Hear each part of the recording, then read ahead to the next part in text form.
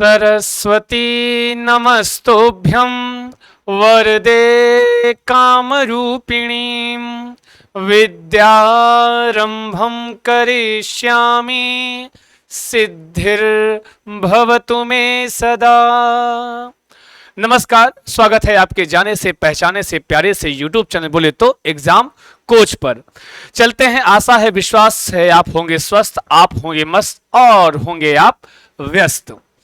चलिए हम जिस चौराहे पर गए थे आपको छोड़कर करते हैं शुरुआत वहीं से।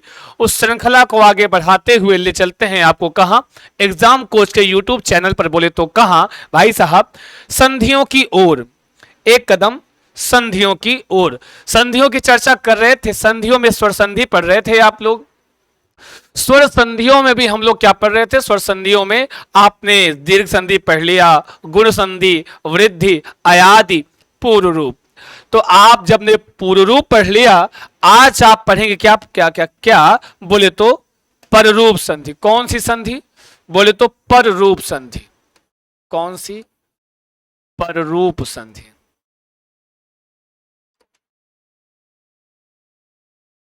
पररूप संधि।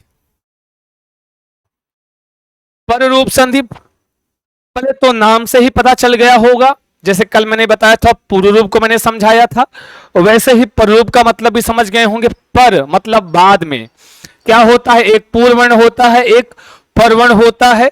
तो कह रहे हैं कि जब, अब पहले पररूप का मतलब समझ लो, एक होता है पूर्ववर्ण, अजी का होता है तो कहते हैं एक होता है क्या, पूर्ववर्ण होता है, एक होता है परवर्ण होता है। और हमेशा मैंने आपको समझाया कि अगर ये सब चीजें पता है तब आपको संधि करना आसान हो जाएगा।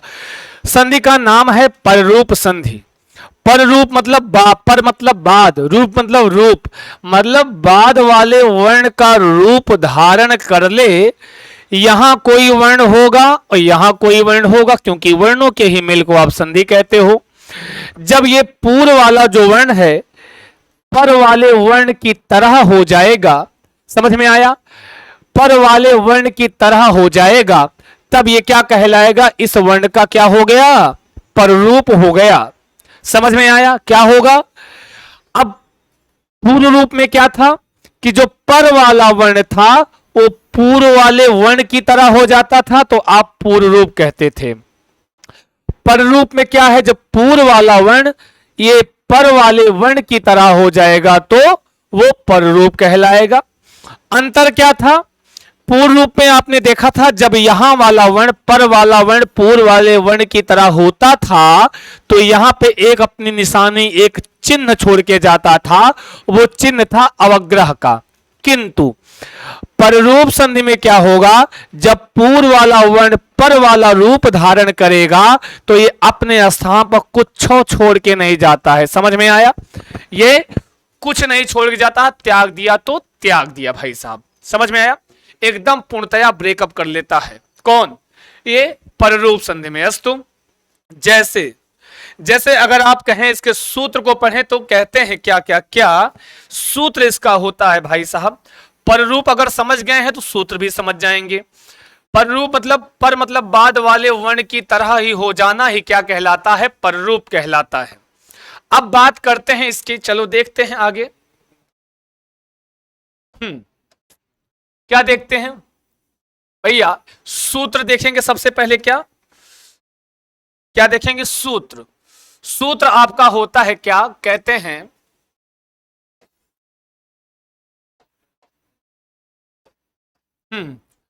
एंगी। क्या?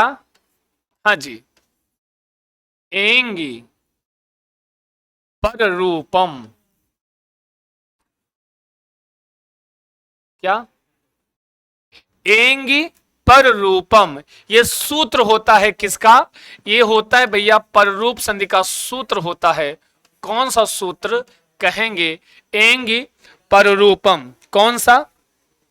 एंग पर रूपम। एंग का मतलब यहां पे अभी सूत्र का पहले तो ये समझ लो, एक दो बार बोल लो, संधि का सूत्र बोल लो, क्या तो बोलोगे एंग पर रूपम। कौन सी संधि करता है तो पररूप संधि करता है, ठीक है जी। अब पररूप संधि करने वाला सूत्र कौन सा होता है तो आप कहोगे एंगी पररूपम होता है। ये तो एक टाइप का क्वेश्चन हो गया। अब इस सूत्र का मतलब देखो, तो मैंने हमेशा आपको एक जुगाड़ बताया, क्या करोगे जब छोटी की मात्रा लगी रहे तो समझ जाना कि वो वर्ण कहां आएगा, पर वर्ण में रखा जाएगा। जैसे वृद्धि रेची में एच था तो परवर्ण में आता था, इको यणच का अच था तो वो परवर्ण में आता था, वैसे ही यहां एंग है, सप्तमी लगी है तो ये हमेशा बाद में रहेगा। अब एंग का यहां मतलब क्या होगा, एंग का मतलब है क्या, एंग प्रत्याहार। क्या क्या क्या, एंग प्रत्याहार। देखिए पूर्व रूप और पररूप संधियां जो है ये अपवाद संधियां हैं, ठीक है जी। एंग प्रत्याहार है। पररूपम मतलब पररूप हो जाना क्या कहलाता है, ये संधि वर्ण हो गया, समझ लो। पररूप हो जाना, आपके पास परवर्ण है, पूर्ववर्ण आपके पास नहीं है, ठीक है। तो इस संधि के जस्ट पहले आपने क्या पढ़ा है कि ए या ओ के बाद क्या आए, ह्रस्व आ आता था, आपने पढ़ा था ना जी पूर्व रूप में। ए ओ के बाद ह्रस्व आ आता है तो उस आ का पूर्व रूप हो जाता था। वही वाले आ की अनुवृत्ति आप लोगे और क्या कहोगे, अब ये जो एंग प्रत्याहार है ये परवर्ण में आएगा, बोले तो बाद में आएगा, है ना जी। अब लेकिन पूर्ववर्ण में क्या आएगा तो कहते हैं आवर्णांत उपसर्ग होगा, कोई ना कोई क्या होगा, आवर्णांत उपसर्ग होगा। एकदम सेम टू सेम उल्टा है, देखो पूर्व रूप और पर रूप एक दूसरे का उल्टा है। पूर्व रूप में क्या होता था, ए या ओ होता था, उसके बाद ह्रस्व आ होता था, ठीक है जी। इसमें क्या होगा, पर रूप में क्या होगा भाई साहब, आप पहले होगा, उसके बाद क्या होगा ए या ओ होगा। समझ में आया, एकदम एक दूसरे के अपोजिट हैं, उल्टे हैं, है ना जी। पूर्व रूप में ए ओ पहले था, इसमें ए ओ बाद में रहेगा। अब यहां केवल ह्रस्व आ होता था, लेकिन यहां पे क्या उपसर्ग की बात की गई है, किसकी बात की गई भाई साहब, उपसर्ग की बात की गई है। अगर हम पूर्ववर्ण और परवर्ण के संदर्भ में पढ़ेंगे तो आप ऐसे पढ़ सकते हो, एंग का मतलब ए और ओ, इसको लिख लो,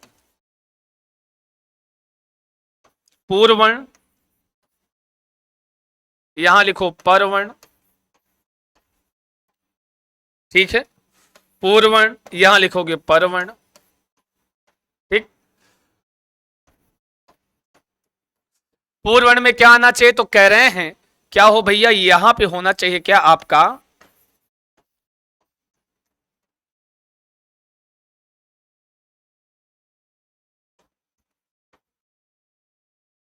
अवर्णांत, कोई ना कोई उपसर्ग हो, उसके बाद क्या हो परवर्ण में ए या ओ हो, मतलब एंग प्रत्याहार का वर्ण हो, यही जो एंग लिखा है एंग प्रत्याहार है। तब क्या होगा, इसी आ का पररूप हो जाएगा, क्या हो जाएगा, फिर यहां पे पररूप संधि हो जाएगी, क्या हो जाएगी, पररूप संधि हो जाएगी।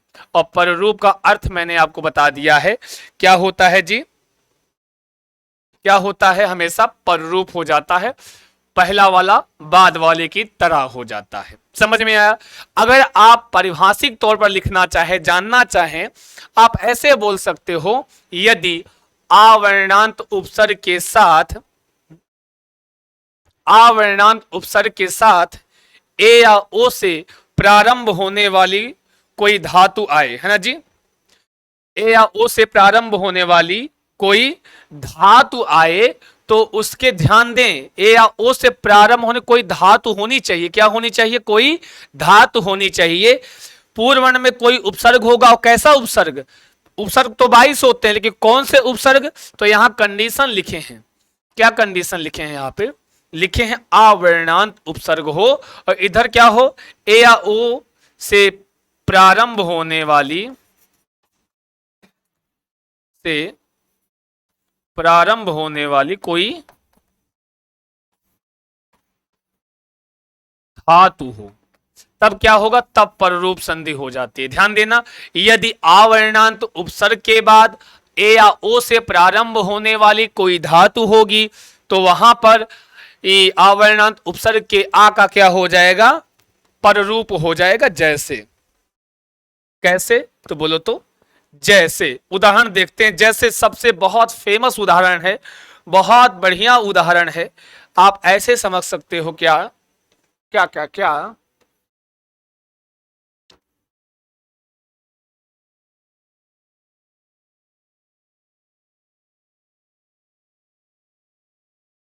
प्रधन एजते, वेरी इंपॉर्टेंट उदाहरण, प्रधन एजते।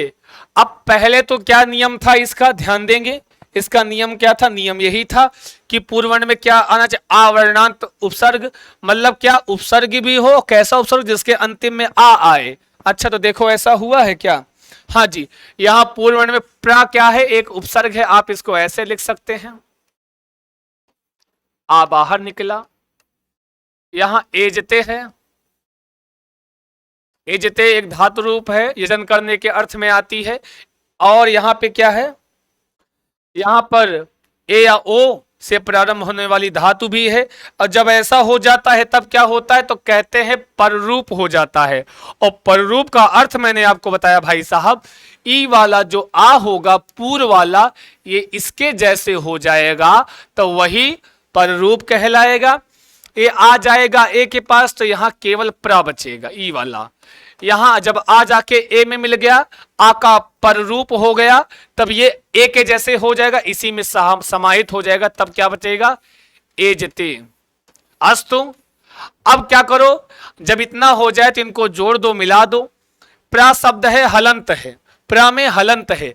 जब ए नामक स्वर जाके प्रा से मिला तो क्या बन गया, प्रे बन गया। फिर जा बन गया, फिर ते, क्या बन गया, प्रेजते।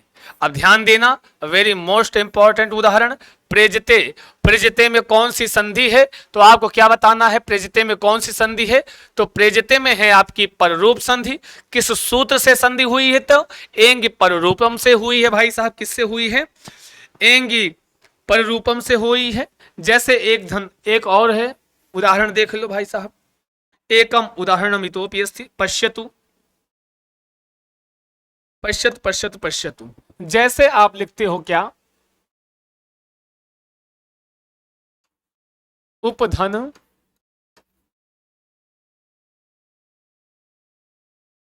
ओषति, क्या उपधन ओषति होता है, क्या होता है, उपधन ओषति होता है। अब कुछ नहीं करना है, पहले तो देखो जो पूर्ववर्ण में आवर्णांत उपसर्ग आया है कि नहीं आया है। तो आप पढ़ते हो प्रपरा अपसम अनु अवनिस निर दुस दुर वियांगनी अधि अपि उत उप उप उप आया। उप एक उपसर्ग है, समझ में आया। और इस कहते हैं आवर्णांत उपसर्ग हो, जिस ऐसा उपसर्ग जिसके अंतिम में ह्रस्व आ आए। उपसर्ग तो 22 होते हैं, प्रपरा, अमना में कह दूं परा, ये भी तो एक उपसर्ग है, लेकिन नहीं, ये यहाँ पे रा में क्या है, दीर्घ आ है, तो ई वाला यहां नहीं लिख सकते हो, कभी भी पूर्ववर्ण में ये नहीं आ सकता है। हाँ, उप लिखा है, यहाँ पे प में क्या है, ह्रस्व आ है, आप इसको ऐसे लिख सकते हैं, ठीक है। आ बाहर निकालेंगे, यहाँ क्या है, ओषति है, ओषति ओषति ओषतः ओषंती। अस्तु, ये ओ से प्रारंभ होने वाली एक धातु है ना जी, या यूं कह लो ओ आया है। और जब ओ आया है तो किसका पररूप होता है, इस आ का पररूप हो जाएगा। तो मतलब पररूप होने का मतलब ये पर वाले वर्ण के जैसे हो जाएगा, तो ये आ जाके ओ में मिल जाएगा, तो क्या बन जाएगा, ये भी ओ बन जाएगा। यहां शेष क्या बचेगा, यहां बचेगा उप धन ओषति। क्यों, क्योंकि ये आ गायब हो गया, जाके इसमें मिल गया है, पररूप हो गया है।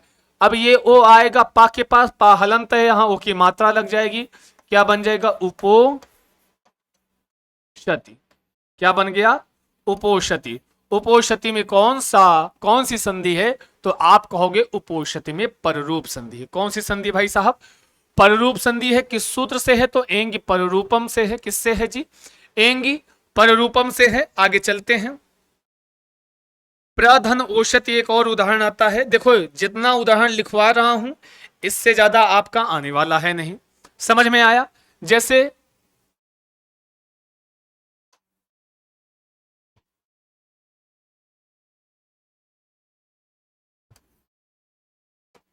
क्या लिखना है जी? जैसे प्रधन औषधि क्या लिखोगे?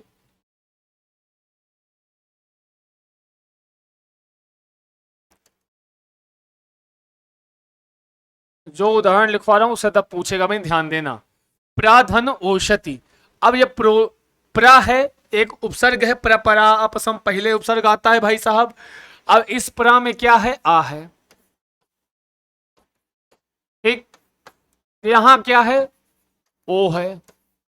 ठीक। यहां क्षति। इधर आ है और आ कैसा है? आवर्णांत उपसर्ग है। उपसर्ग भी है और उस उपसर्ग के अंतिम में ह्रस्व आ भी आया है। चलो ठीक है। अब इधर क्या है? ओ है। तो क्या करना भाई साहब? यहां पे क्या करना है? यहां ओ मिल गया। जब ये मिल गया तो आ इधर है, ओ इधर है। वैसे तो होता है वृद्धि संधि, लेकिन ये वृद्धि संधि का क्या है? अपवाद है। क्या है? ये किस संधि का अपवाद है? ये वृद्धि संधि का अपवाद है। और जो आपने पूर्व रूप संधि पढ़ा था वो किसका अपवाद था? वो अयादि संधि का अपवाद था। समझ में आया? तो यहां लेकिन कैसे अंतर करोगे वृद्धि संधि से? यहां से अंतर ऐसा करोगे कि इधर कोई ना कोई उपसर्ग आएगा और इधर ए ओ से प्रारंभ होने वाली कोई धातु आती है। समझ में आया? अब ये आ का पररूप हो जाएगा तो यहां क्या बचेगा? केवल प्रा। यहां आ का जब पररूप हुआ तो आ जाके ओ में मिल जाएगा तो ये ओ जैसे हो जाएगा। यहां क्या बचा? औषधि। क्या बचा है? औषधि बचा है। अब क्या करोगे? प्रा में ओ लगाओगे तो क्या बन जाएगा? प्रो बन जाएगा। आजकल प्रो बड़ा महंगा होता है। इधर क्षति लगाओ, क्या बन गया? प्रोशति। अस्तु। प्रोशति में कौन सी संधि है? पररूप संधि है। किस सूत्र से संधि हुई है? तो एंग पररूपम से हुई है। अगर अभी भी कोई समस्या हो तो कमेंट के माध्यम से बताएं, और अगर समझ में आ गया हो तो ये तो अच्छी बात है, बहुत अच्छी बात है। समझ में आया? प्रधन ओसति, प्रोसति, उपोसति, प्रेजते। जो मैंने पहला उदाहरण आपको लिखवाया है प्रेजते, very very very most important उदाहरण है प्रेजते। अस्तु। और इन सब में संधियां कौन सी हैं? तो आप बताओगे कौन सी संधि भैया? बोलो बोलो बोलो। पररूप संधि है। चलते हैं। यहां तक समझ आ गया हो तो चलते हैं अगली संधि की ओर। किस संधि की ओर? अगली संधि की ओर। अगली संधि आपकी जो है बहुत अच्छी है, बहुत प्यारी प्यारी है, एकदम निक्कू निक्कू है, बढ़िया बढ़िया है। बोलते हैं कौन सी? प्रकृति भाव संधि। कौन सी?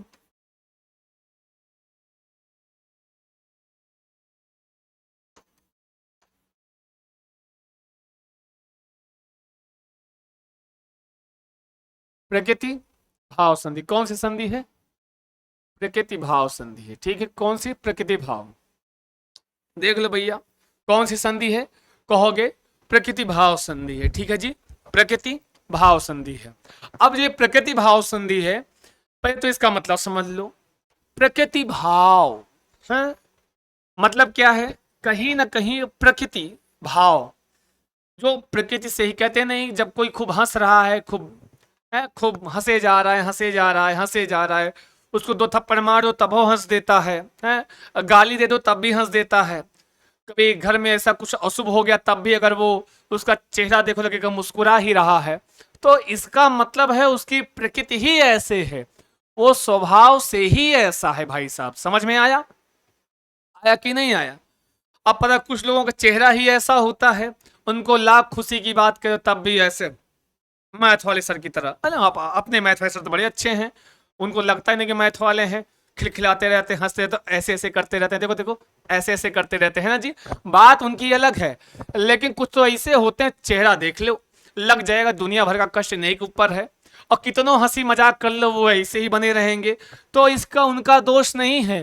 तो आप लोग क्या कहते हो? भैया है ऐसा है, नाराज ना हो, ये प्रकृति से ही ऐसे हैं, ये स्वभाव से ही ऐसे हैं, मतलब कुछ कर लो ये रहेंगे ऐसे ही। कहते नहीं कभी कभी चाहे जो कह लो हम रहेंगे ऐसे ही। इसका मतलब ये है कि उनकी प्रकृति ऐसे ही है।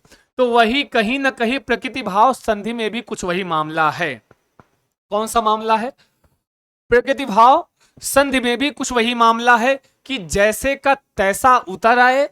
जैसे कोई वर्ण का परिवर्तन नहीं होता है भाई साहब, मेल तो होता है किंतु यहां पे परिवर्तन कभो नहीं होता है, जैसे का तैसा आ जाएगा वही कहलाएगा प्रकृति भाव संधि। इसका भी एक बढ़िया सा प्यारा सा अच्छा निको निको एक सूत्र होता है। क्या होता है जी? सूत्र होता है। वो सूत्र कौन सा है लिख लेते हैं। सूत्र लिखो इनका भाई। सूत्र की जितनी लंबाई चौड़ाई है भाई साहब, उतना ही इसका काम बहुत छोटा है ना जी? कहते हैं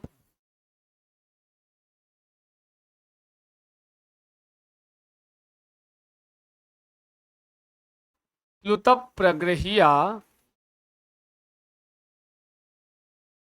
अच्छी नित्यम अस्तु।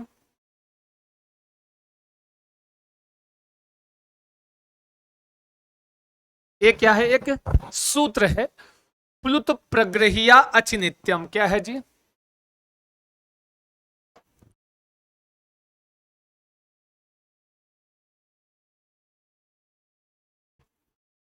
प्लुत प्रग्रहिया अचिनित्यम। उतार लो, छाप लो, कापी पेन लेके बैठा करो, टुकुर टुकुर फालतू का मत निहारा करो, समझे? और कापी पेन लेके बैठा करो और लिखा करो। क्या? जो पीछे लिखा है आपके, प्लुत प्रग्रहिया अचिनित्यम। हम सारे एग्जाम कोच की टीम आपके लिए इसीलिए प्रयासरत है। मौका लगा है, चौका मार लो भैया, है? मौका मिला है, चौका मार लो। जो जितना ले पाओ ले जाओ, है ना जी? No any charge, without any charge. देखो अंग्रेजी हमको भी आती है। बिना किसी चार्ज के हम लोग आपको प्रोवाइड कर रहे हैं। तो आज छात्र जीवन से हैं, हम भी छात्र जीवन में ही हैं अभी। तो हम आपकी समस्याएं, आपकी परिस्थिति हम समझ सकते हैं। इसी दृष्टि से एग्जाम कोच ने यह फैसला लिया है कि आपको सारे के सारे course free of cost provide किए जा रहे हैं। तो उसका पूर्णतया लाभ उठाओ। कापी पेन लेके बैठा करो, ना हो तो पेंसिल लेके बैठा करो, मिट्टन लेके बैठा करो, मिटा मिटा लिखा करो। प्लुत प्रग्रहिया अच्छी नित्यम। बोलो बोलो, जहां पे हो, जैसे हो, बैठे हो, सो रहे हो, जाग रहे हो, बोलो बोलो क्या? प्लुत प्रग्रहिया अच्छी नित्यम। इसका मतलब क्या होता है? यहां पे एक शब्द क्या है भाई साहब? यहां पे लिखा है क्या क्या क्या? बोले तो क्या? एक शब्द है प्लुत। क्या? प्लुत। एक है प्रगृह्य, एक है अच्छी, और एक है नित्यम। इन्हीं का मतलब समझ लो, समझ में आएगा। प्लुत का मतलब क्या होता है आपका? प्लुत वर्ण। क्या होगा? प्लुत वर्ण। प्रगृह्य का मतलब क्या होता है? कोई प्रगृह्य वर्ण होगा। प्रगृह्य संज्ञा आपने तो पढ़ा है। कमेंट करके बताओ प्रगृह्य संज्ञा क्या होती है, हैं? प्लुत वर्ण, प्रगृह्य वर्ण, और क्या है? अच्छी मतलब बोले तो अच प्रत्याहार, और अच प्रत्याहार बोले तो क्या? स्वर।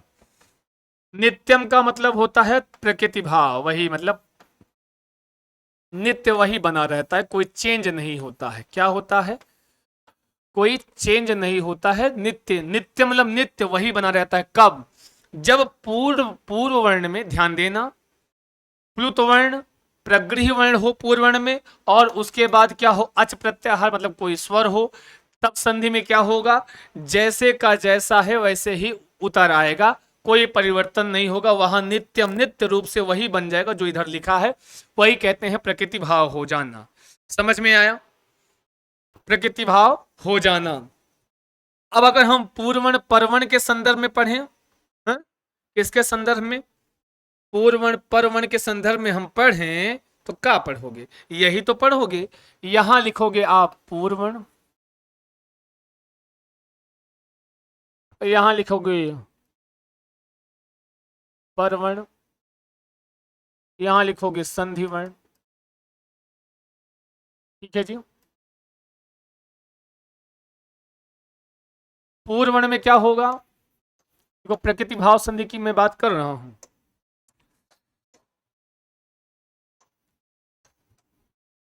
पूर्ववर्ण में क्या प्राप्त होगा? पूर्ववर्ण में आपको मिलेगा क्या क्या क्या, चाहे कोई प्लुत वर्ण होगा या फिर कोई प्रगृह्य वर्ण होगा, ठीक है। उसके बाद क्या होगा? कोई ना कोई अच होगा, बोले तो, या कोई ना कोई स्वर होगा। तब क्या होगा? संधि वर्ण में क्या होगा? प्रकृति भाव हो जाएगा। क्या होगा? प्रकृति भाव संधि हो जाएगी। मतलब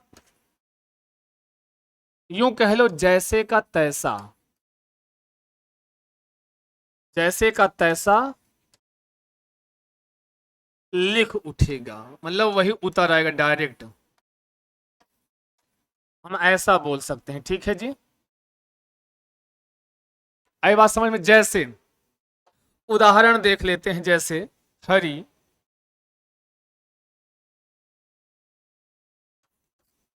एतौ, हरि एतौ। कुछ नहीं करना है, एक चीज देखिए, कह रहे हैं या तो प्लुत वर्ण हो या तो प्रगृह्य वर्ण हो। आप कहते हैं प्रगृह्य संज्ञक वर्ण क्या होता है, तो कहते हैं ईदु दे द्विवचनम प्रगृह्यम। क्या? ईदु दे द्विवचनम प्रगृह्यम। ईत ऊत एत द्विवचन की क्या होती है? प्रगृह्य संज्ञा होती है। ईत से क्या तात्पर्य है? ईकारांत उकारांत एकारांत कोई शब्द होगा और वो द्विवचन में होगा तो उसकी प्रगृह्य संज्ञा हो जाती है। जैसे यहां लिखा है हरि, हरि एक शब्द है, ये ईकारांत का शब्द है, लेकिन क्या ये द्विवचन में है? हाँ, द्विवचन में है। हरि ही हरि हरयः रूप बनता है, द्विवचन में भी है ईकारांत, मतलब ये कैसा यहां वर्ण आया है? प्रगृह्य संज्ञक शब्द है, ठीक। कह रहे हैं उसके बाद क्या आए? कोई ना कोई स्वर आना चाहिए, तो यहां एतौ का ए आया है। मैं पूछूं यहां पे कौन सा वर्ण है, तो प्रगृह्य संज्ञक यहां दीर्घ ई है। ई दीर्घ ई क्या? प्रगृह्य संज्ञक वर्ण है। यहां ए है, ठीक है जी, समझ में आया? तो कह रहे हैं जब ऐसा होता है तो क्या हो जाता है? प्रकृति भाव हो जाता है, मतलब जैसे का तैसा लिख उठेगा, मतलब प्रकृति भाव में कोई परिवर्तन नहीं होगा। कितनों संधि लगा लो, जैसे मैंने कहा, जो हंसता है तो वो हंसता रहता है, हमेशा मुस्कुराता रहता, कितनों दुख की बात सुनाए लो वो मुस्कुराता ही रहेगा, उसकी प्रकृति नहीं चेंज होगी। ऐसे ही प्रकृति भाव संधि है। अगर पूर्व वर्ण में प्लुत वर्ण है या प्रगृह्य संज्ञक वर्ण है और इधर कोई स्वर है, तो जैसा लिखा वैसे उतर आएगा, कोई परिवर्तन नहीं होगा। हरि धन एतौ को आप क्या लिख सकते हो? हरि एतौ, ए प्लस का चिन्ह हटाओ, संधित पद प्राप्त हो गया। समझ में आया? आया कि नहीं आया? अब बोलो बोलो आया। एक उदाहरण और लिख लो, गंगे अमु, जैसे क्या?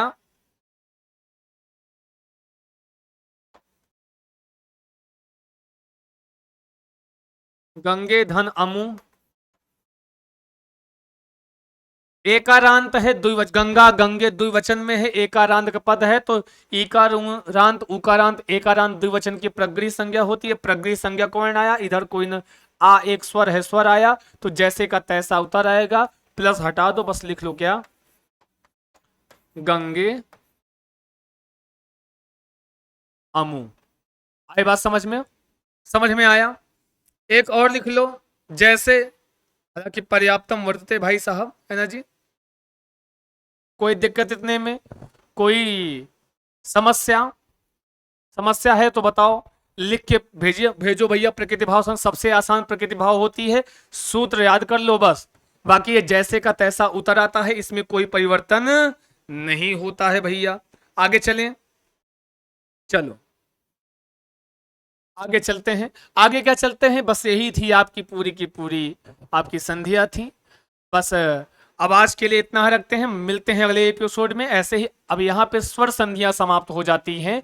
इसके बाद जो हम लोग पढ़ेंगे, स्वर संधि के कुछ अपवाद हैं उनको पढ़ेंगे, फिर हम व्यंजन संधि की ओर चलेंगे। संधि का प्रकरण थोड़ा सा लंबा है, बने रहिए। एग्जाम कोच के साथ लेते हैं आपसे विदा। नमस्कार, शुभम भूयात सर्वदा।